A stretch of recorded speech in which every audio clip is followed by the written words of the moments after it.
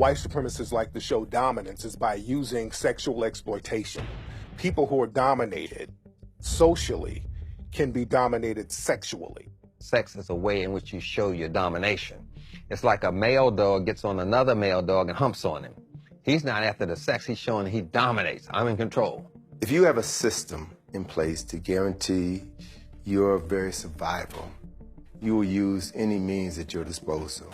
So sex then becomes a tool.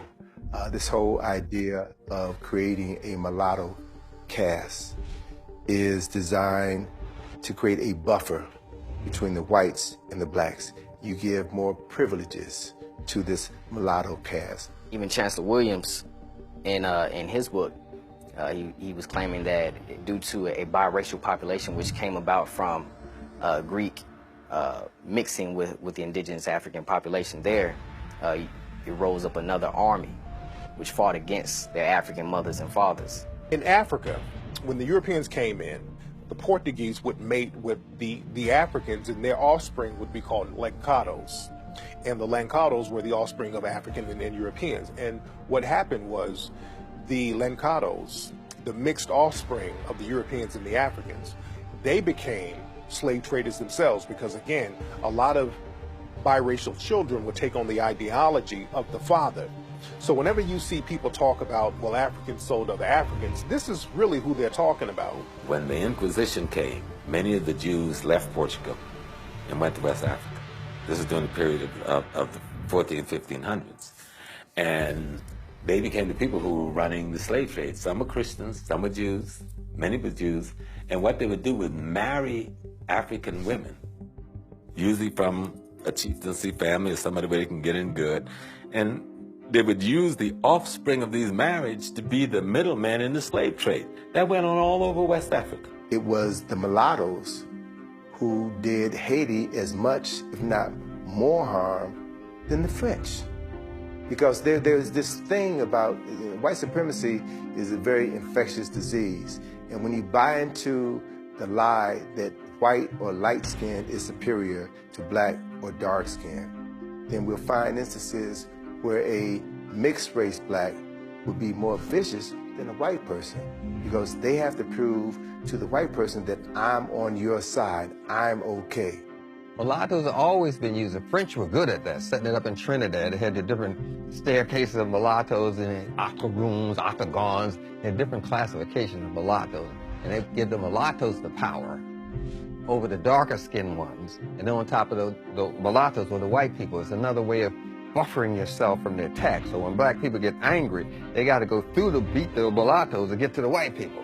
So that was actually a buffer zone in the manipulation and controlling the people.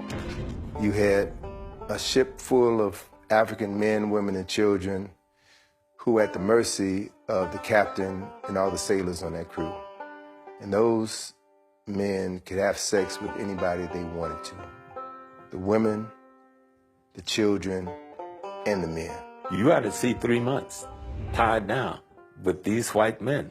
There ain't no women there for the most part. When they start bringing women, they weren't even bringing women. They were bringing girls between the ages of 6 and 15 and raping them all. But they also were raping the men. Same things was happening on the plantation to demasculinize the black man. Control the slave population is to rape a father in front of his sons, or to take the biggest, baddest black man on the plantation and do something horrible to him to completely humiliate and emasculate him so that people won't respect him anymore. And that still happens to this day. In the Caribbean, they had seasoning plantations, which were plantations used to break the slaves.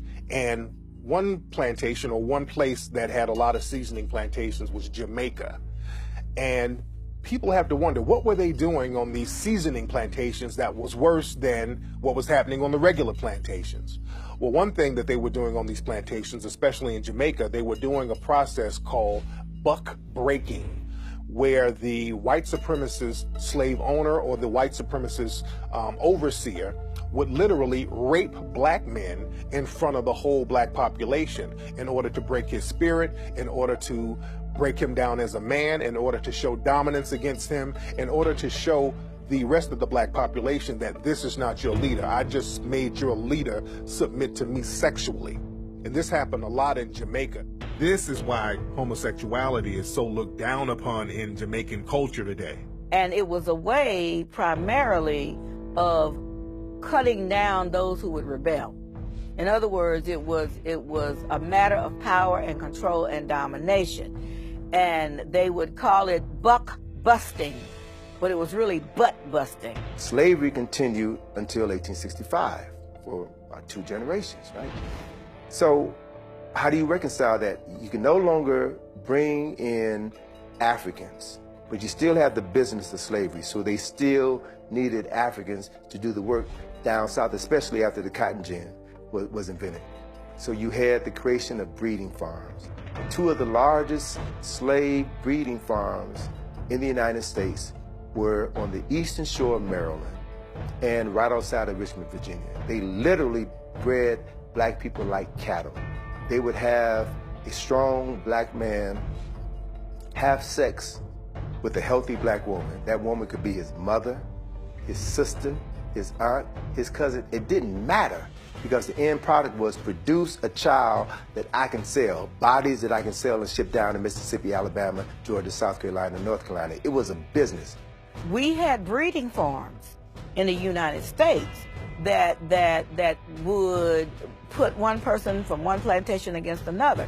We even had a system where if you were a breeder, male on one plantation, and a female on another plantation, or even on the same plantation, even if you were mother and son, they would mate you.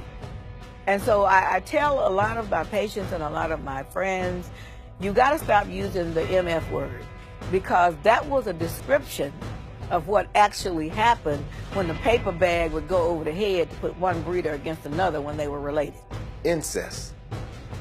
Take the eastern shore of Maryland, for example, right? Most people live within a 50-mile radius of where they were born. A large percentage of the people who lived on the eastern shore of Maryland during this time of these breeding farms migrated to Baltimore. Baltimore, Maryland is the incest capital of the United States of America. And according to statistics by my colleague, Dr. Patricia Newton, who's a psychiatrist in Baltimore, in that area in Baltimore, Sandtown, where you had these recent rebellions, 9 out of 10 black women in the depressed parts of Baltimore, 9 out of 10 black women have been victims of incest. In the same area, 7 out of 10 black men have been victims of incest. Watch the news channels here in America and see how many mixed race black men and women are forecasting the news in America today. Don't miss it. Don't miss who's on the television screen talking to us. That black-skinned woman or man is peripherally there. This mulatto, who I don't blame for their condition, but if you accept that role in society, then you got to take responsibility for what comes from it. You saw in the movie Precious, right? Monique won an Oscar for her role in Precious. Incest, she had sexual relationships with her own daughter, right? Her daughter was sexually molested by her father in the movie. When Monique was on the Oprah Winfrey Show talking about that film, she talked about the fact that what helped to prepare for that role was her thinking about how she was sexually molested by her own brother, right? Oprah had Monique's brother on her show and asked him point blank, did you know what you were doing when you sexually molested your own sister? And he said, well, I was sexually molested by my uncle ever since I was a little boy. I thought this was natural. Everybody did it. So we look at the socialization of deviant behavior that was set in motion over 100 years ago that is still playing itself out in our communities right now. So until we can understand our history, until we can understand the pain that we're still going through, the mental anguish that we're still going through, and begin to realize how that shapes our thinking, our speech, and our actions today, we'll never be able to heal ourselves or effectively deal with the problems that we still have in our communities. Because there was once, back in the days of apartheid, a professor came forth and stated, we cannot love you African man, because to love you would mean that we would die. Because we gave him the keys to the castle. We said, what's making these people so powerful? He said, family. I destroyed the family, I destroyed the empire. So they sold your mother one way and your father another way. They destroyed the family. That's what destroyed Africa. So we had to build family. A black man and a black woman in love, raising a healthy child is the most dangerous thing on this planet. We're looking for a gun. The gun is the relationship.